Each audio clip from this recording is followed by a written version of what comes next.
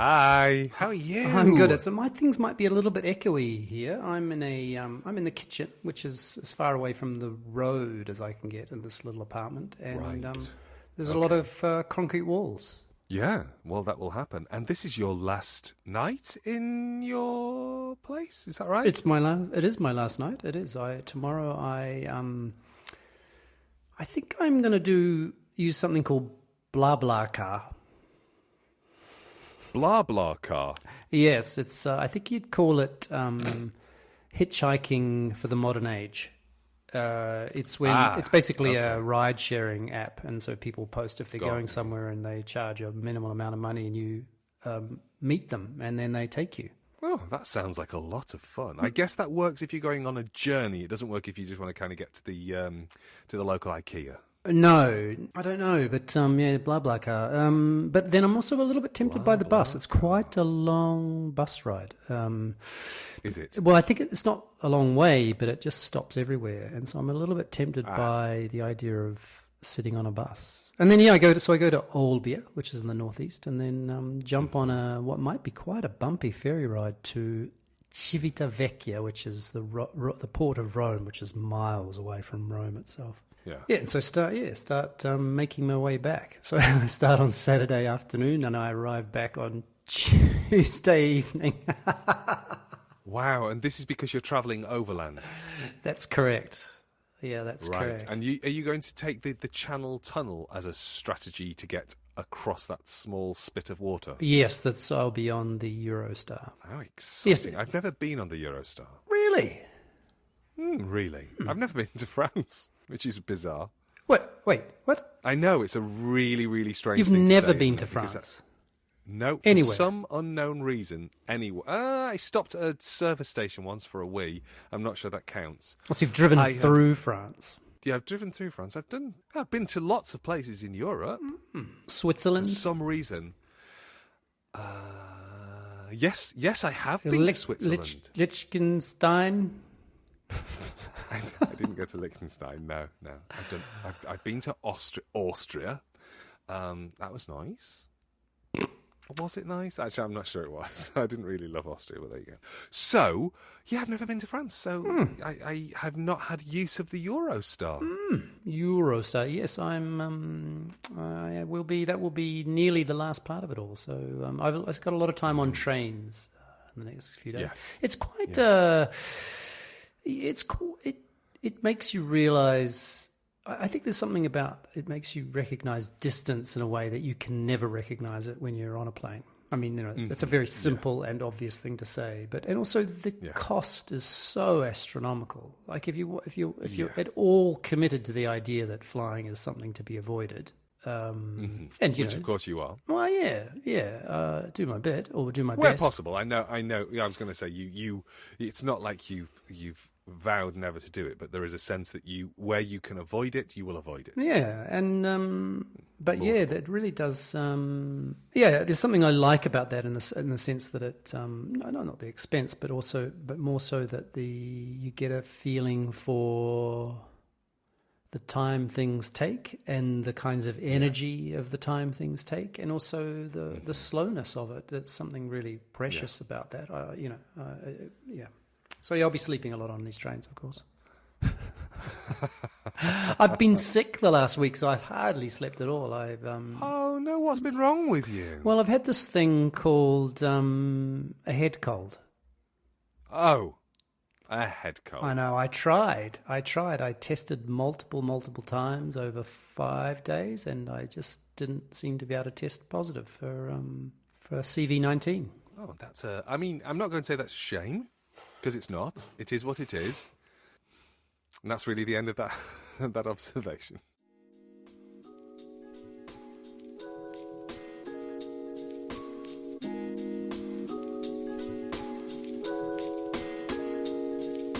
This is a podcast in which two friends talk about the pleasures, absurdities, and imperfections of being human. I'm Simon Ellis. And I'm Lee Miller. Welcome to Midlifing.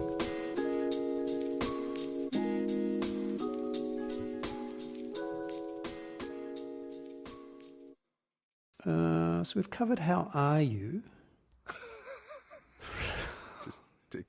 So what's left in the pleasantry box that we need to navigate? Twitter? Then how are you? I'm not going to do it. I'm not going to be pulled into any conversation about it for two reasons. One, I do not care. And two, I really do not care.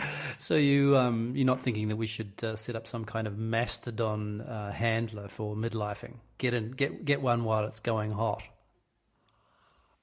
None of this makes any sense to me, and I could not. I mean, I find myself clicking on the links of what he's done, and then immediately clicking off and going, "Why am I interested? This has nothing to do with me. I'm not on Twitter. Yeah, none of this matters. Except it does change the way that people. I mean, it's not just. I mean, it's a pretty huge thing, isn't it? Oh no, let's not talk about it. Like, if you think about the way you think about the way in which certainly news shows tweets of people, like it's if you think about politicians or people who are kind of important in the world, it's a way of accessing that news agencies access what they're thinking and what they're saying and doing. Like it's a very extraordinary phenomenon. Really, there are no press releases or anything. So there's something. I mean, it has, to me, it has changed the way news is given and received and fed, if you like. But yeah, I'm happy for it to go down in flames. Is it news though? That's the thing I find myself reflecting upon. Is it news when Marjorie Taylor Johnson, is that her name? I don't know who Marjorie is. I think she's one of the far right Trumpian senators or whatever the Congress women. I can't remember. Marjorie Taylor Greene. Maybe it's Marjorie Taylor Greene. I think if I she definitely thinks the last election in the US was stolen, though. That it was. She will have thought that it was stolen. If I said Marjorie Taylor Johnson, it's because I'm unfortunately making her married to Sam Taylor Johnson. So I'm sorry about that, Sam Taylor Johnson, if you're listening. Who used to be Sam Taylor Wood, the artist who's now married to Aaron Johnson as was, Taylor Johnson as is, who is Quicksilver in the Avengers. Just for everybody to be tied up with knowledge. I'm just hoping that many listeners were hearing those words and going, I know that's English, but because I got none of that. I had an experience the day before yesterday where a group of adults all started referencing a series of characters in books, but they were children's books and books for very, very young children. And I realised that they were all adults with children of a similar age who had all read the same stories to their children. So they weren't stories from their childhood. And I thought I was having a stroke because they were just saying words. And I recognised that they were words, but not. There was no meat to the narrative. I was like, why are these people saying these things? And they were like saying full sentences to one another and laughing. And I honestly had a moment going, am I losing a grip? Am I losing the grip of English? Wouldn't that be a great way to have a stroke as people are talking about children's stories, though? I mean, I'm not sure there is a great way, but probably not. There's a really good horror film which of course you won't be able to watch, which is effectively a zombie film where the infection travels through language. It's called Pontypool. It's very Pontypool, very as scary. in Wales. Yeah, but I think that's just a coincidence. It's not set in Pontypool. It's called Pontypool, and it is really terrifying. The idea of losing language, and as you lose language, you lose yourself, and then as you lose yourself, you stop being human. It does sound amazing, I have to say. I think you'd be okay with it if you were to close your eyes for the entirety of the film. Maybe we could watch it together if we were ever in the same place at the same time, and I could just gently squeeze your hand. I mean, I would thoroughly enjoy being squeezed by you, but it's very unlikely that you and I will find ourselves in a situation where we are occupying the same landmass, let alone the same room, God forbid the same bed at the same moment. I think that I know it would be a strange thing. It might be as if the kind of the midlifing world would sort of collapse on our heads if that were to happen. Yeah. Yeah, I think we would create an event horizon if we were to meet. Oh, I've just been wanting to create an event horizon for a long time, actually. I don't know what an event horizon is. It's another very good horror film. I'm thinking of Deep Something Horizon, which is about the oil thing, isn't it? Isn't that? Yeah, a film I won't have watched. That's with Marky Mark. Marky Mark's in that one, isn't he? Yeah.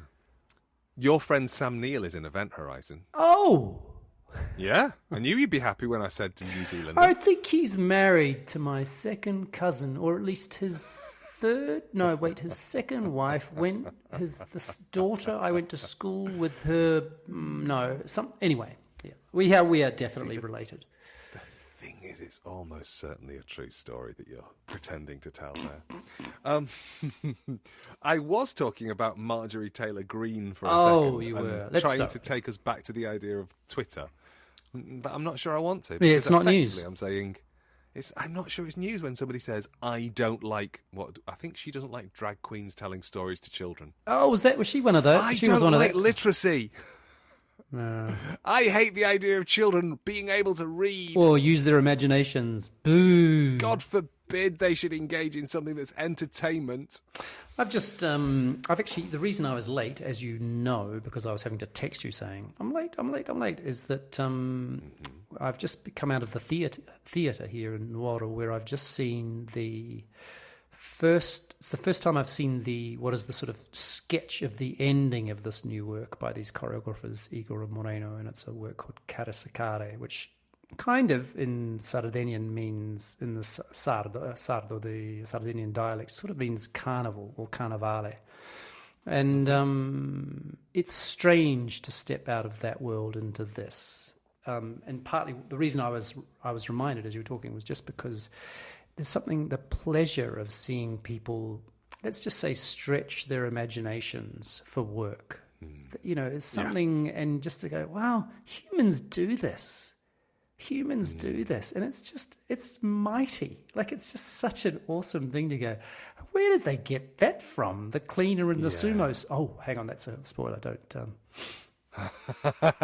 Yeah, don't spoil it. Yeah, you know, and so it's part of my job not to be so taken in by those things. I'm trying to, provide some kind of criticality to it, but at the same time, it's just the pleasure of witnessing humans, the imagination of humans, and the rendering of our imaginations, not only as I'm watching it, but also what it does to my imagination as I'm watching. What a special thing. Yeah, it really is, isn't it? To be able to share the space with people who are in the process of making something from scratch.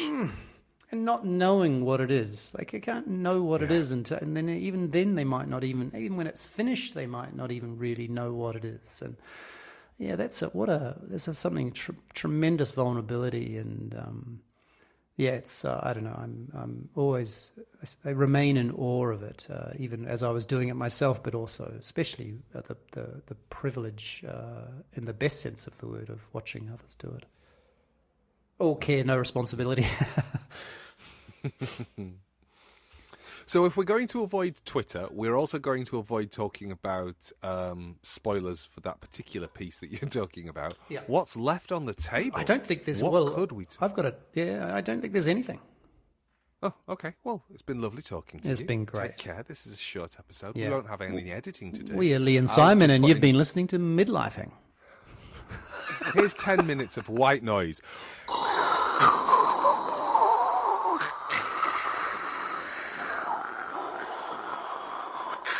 You know that there's somebody out there who's suddenly getting semi-aroused. Or falling asleep.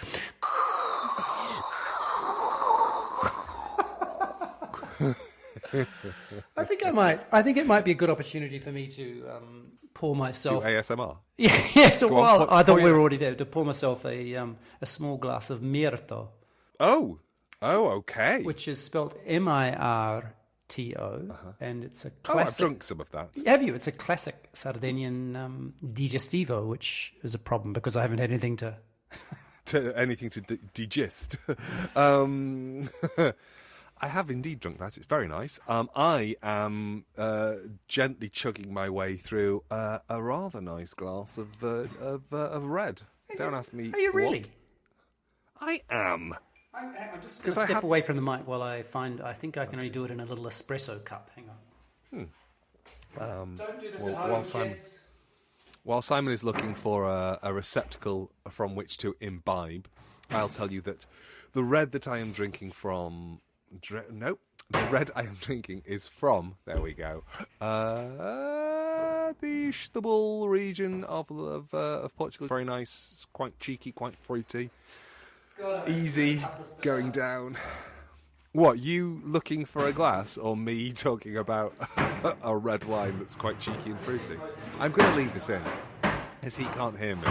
So definitely, I hope you can hear him opening and closing drawers in the background because it's a total delight. I swear they've been drinking coffee, these motherfuckers, while I've been here, but I cannot find... Wait!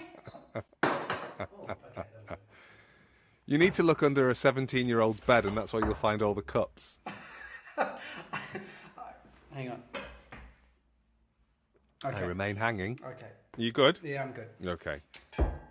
Excellent work. Sorry about that. Sorry about that, everyone. I'm fully present. I'm fully committed to this episode, which is episode 103. Yeah. Cheers, by the way, to your... Here you go. Cheers. That was me chinking my wine glass against my lamp. I often cheers myself to a source of light. It feels wholly appropriate. So is there something, because we don't have all night, is there something you'd like... We've both got things to do. We do. We've got it, because it's our last night as the company here, this company that speaks in this strange language. We're going out for a meal. Which is lovely, and I am going out with my wife, which is why I am pre-gaming. God forbid we should be able to stay up past 9 o'clock. We really are just teenagers in middle-aged bodies, really, aren't we? I mean, yeah, but isn't everybody just a teenager in a ... body? Do we ever get any more advanced than that? I guess we get slightly less hormonal. Oh, yeah, it's true. Did I tell you about that? Did I tell you about that Bruce Springsteen quote? You mentioned Bruce Springsteen more than once, so you're going to have to give me a bit more. I know, and you have cut him out more than once. But I mean, that's because Bruce Springsteen, but go on. This is related. Recently I read that he had written, "The thing about being young that I miss," this is Bruce Springsteen saying, the thing that I miss about being young is the blank page. And I wonder what you think about that. I think... Because that's the difference between us being teenagers in middle-aged bodies and being actual teenagers, right? Or that might be one way of describing the difference. It is one way of describing the difference, but I also think that we've talked about this. I'm going to cough, excuse me. Bless you. Sorry, I just choked on my spittle a little bit. Spittle a little. We talked about this not long ago, I think. The idea of that sense of the finiteness of life and then the decision that when we understand the finiteness that we start to behave as if we are running out of time. I think that choice to see the blank page is that. It's a choice. You can either concern yourself with the pages that are filled behind you or just go, well, you know. Yes, but I'm with you on the attitude, like the attitude, which I do think it's beautiful. But there's something also that there's the truth, which is at some point there is a blank page. And so even though each of us has pages that have been filled with different things, and some of them accidents and some of them traumatic and some of them dangerous and beautiful and all the things that happen right in our lives, that even if I were, for example, to take up I don't know, fencing. And there's no limit, or there's no reason why I shouldn't do that, although my left knee might complain a little bit. That there's no sort of stop on me doing that. But that's different from me starting with the blank page and entering that world. I'm not saying one's necessarily better, although Springsteen, of course, is going, there's something about the stuff that's unwritten, the power of what's not yet been written for a human being. And I understand what he is saying, but it feels a touch romantic. This is where you and I differ, isn't it?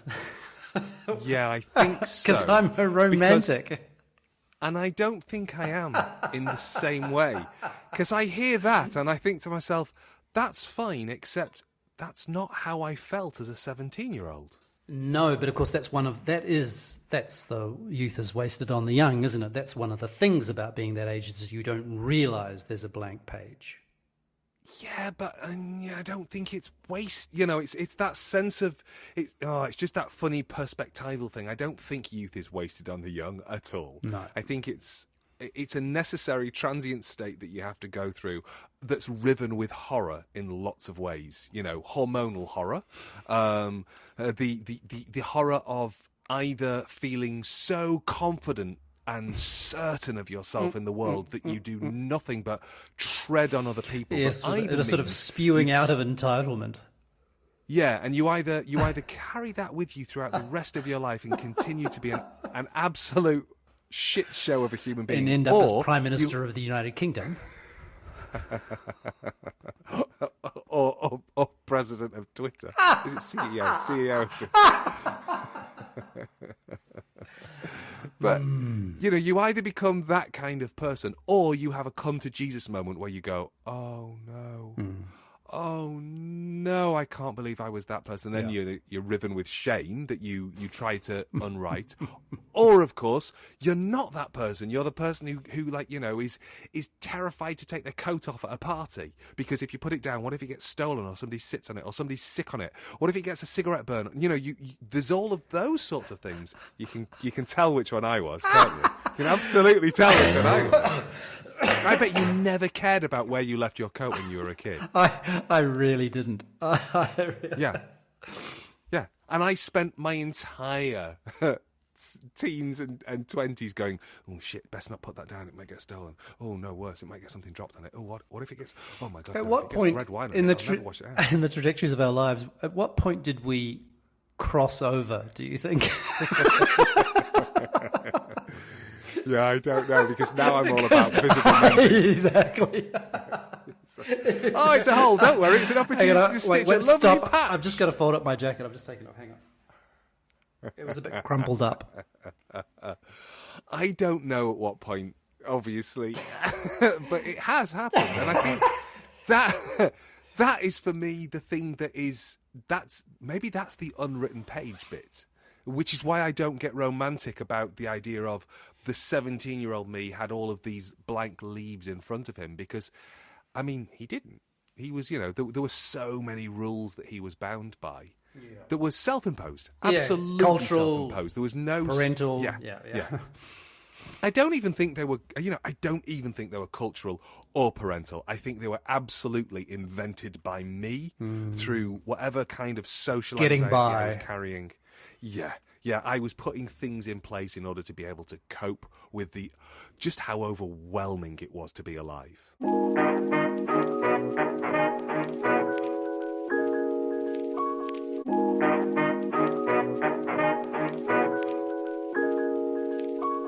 Maybe when we're together watching that horror movie, we could take a tab of acid together as well. That would really turn up the volume on our time together. I mean, holding hands and watching a horror film while tripping balls. I'm up for that. Show title. But I'm anxious for what it's going to do to your psyche. Oh, you worried about me? You fainted at 127 hours, Simon. Yeah, I'm very but at worried least about I've what it will taken do acid to you. before. I've got some experience of the having stuff. a pop at me for being straight edge. I am so sorry. Well, at least I've watched the 1977 version of Suspiria. You'll see my acid trip and raise it with some 1970s thing show that no one's ever heard of. Okay, you have just offended a huge section of the midlifing audience, A pretending huge that section. the herb of I Dario Argento is can't- not a significant cultural feat. The number of emails we're going to get is just going to be, oh my God. Yeah. How dare you demean the work of Dario Argento, you pig? All I'm going That's what they will to say. do is just reduce the size of the mailbox so that it just starts rejecting emails at 3 kilobytes. I thought you were going to say I'm going to reduce the size of the font so that I can't read what they say. Well, that would work too, really, wouldn't it? I mean, it's a great strategy when you know you've got a difficult email coming your way. It's the 0.4. Oh, I can't see anything.